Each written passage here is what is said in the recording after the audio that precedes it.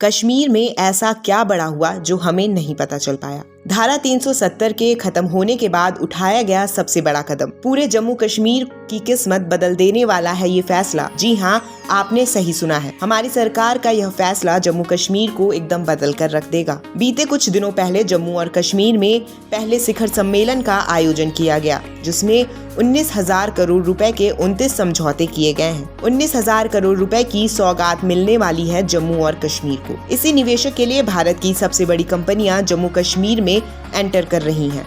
भारत की सबसे बड़ी कंपनियां जैसे कि Haldiram group, global group, signature global, Hiranandani group और कई कंपनियां जम्मू कश्मीर को संवारने जा रही हैं। जम्मू कश्मीर सरकार ने बीते सोमवार को जमीन के क्षेत्र में निवेश करने वाले निवेशकों के साथ करीब 19,000 करोड़ रुपए के निवेश प्रस्ताव वाले 29 समझौते ज्ञापनों पर हस्ताक्षर कर देश के रियल एस्टेट निवेशकों के लिए केंद्र शासित प्रदेश में निवेश का रास्ता खोल दिया है। ये समझौते आवास, होटल और परियोजनाओं के विकास के लिए हैं। जम्मू कश्मीर के उपराज्यपाल मनोज सिन्हा ने रियल एस्टेट शिखर सम्मेलन में समझौते ज्ञापनों पर हुए हस्ताक्षर को ऐतिहासिक बताया है और उन्होंने ये भी कहा है कि यह केंद्र शासित प्रदेश में बदलाव लाने की दिशा में महत्वपूर्ण कदम है। शिखर सम्मेलन के दौरान संवाददाता सम्मेलन में उन्होंने कहा कि सरकार पहले से ही यहां रियल एस्टेट से जुड़े कानून और आदर्श किराया कानून लागू कर चुकी है। सिन्हा ने कहा है कि सरकार अन्य राज्यों की तरह जमीन,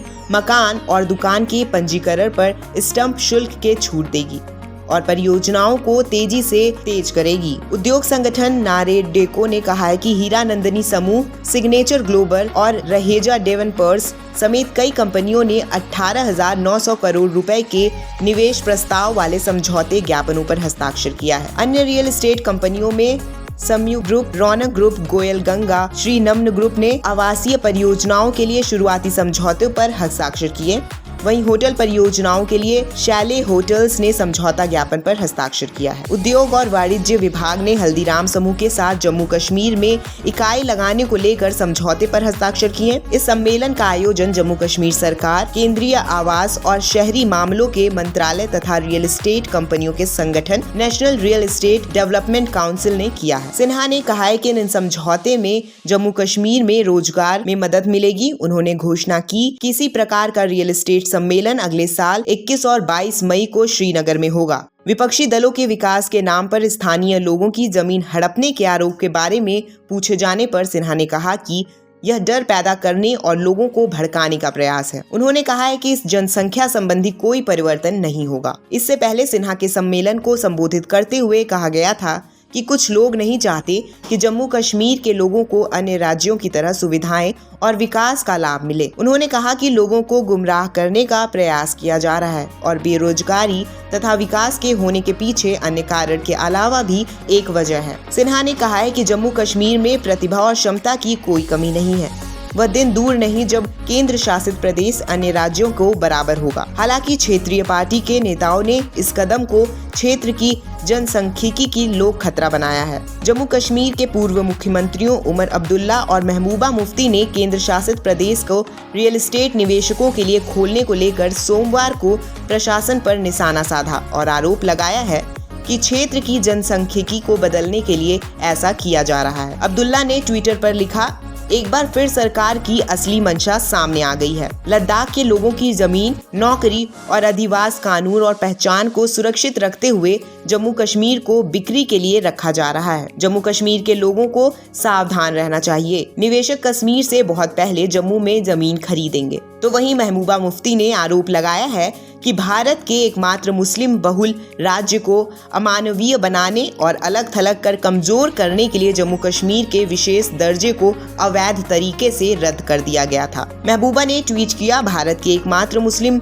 बहुल राज्य को अमानवीय बनाने, अलग थलग करने और कमजोर करने के लिए जम्मू कश्मीर के विशेष दर्जों को अवैध रूप से रद्द कर दिया जा रहा है। भारत सरकार की खुलेआम लूट और हमारे संसाधनों की बिक्री से पता चलता है कि इसका एकमात्र मकसद हमारी पहचान को खत्म करना और जनसांख्यिकी को बदलना है। पहले सरकार ने बीते 22 दिसंबर को संसद में कहा था कि जम्मू कश्मीर को 31,000 करोड़ रुपए के निवेश प्रस्ताव मिलेंगे और 28,000 करोड़ रुपए की एक नई केंद्रीय क्षेत्र योजना को अधिसूचित किया जाएगा, जिससे कि 4.5 लाख से अधिक लोगों को रोजगार मिलने की संभावना है। जम्मू कश्मीर में औद्योगिक विकास को गति देने के लिए दुबई के बाद अब जापान और अमेरिका भी निवेश के लिए तैयार हो गया है। दोनों देशों में जम्मू कश्मीर में अस्पताल, होटल, एग्रो प्रोसेसिंग उद्योग और भी कई चीजों में विकास के लिए निवेश का रुझान दिखाया गया है। इन विदेशी निवेशकों में वर्चुअल माध्यम से संवाद किया जा रहा है।